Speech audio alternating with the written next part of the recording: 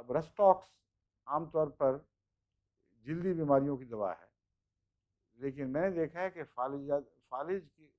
مرض میں غیر معمولی اثر دکھاتی ہے، گہرے فالج اور لمبے اثرات میں بھی یہ کام دکھاتی ہے، اور سلفر بھی بہت گہری ہے۔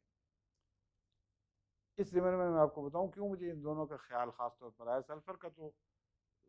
ان کا کہیں نہ کہیں کونوں پہ لکھا ہوا ملتا بھی ہے فالج کے اثر کا، لیکن میری توجہ زیادہ تر اس وجہ سے گئی تھی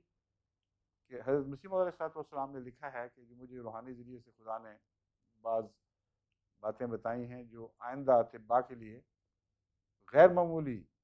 روشنی کا سامان کریں گی اور بنی نوع انسان کے فائدے ہیں۔ ان میں یہ بتایا تھا کہ اندرونی جسم کے عضلات پر جو بیماری حملہ کرتی ہے،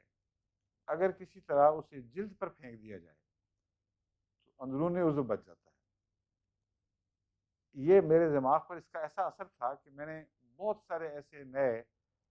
علاج معلوم کیے اسی اصول کے اوپر، کیونکہ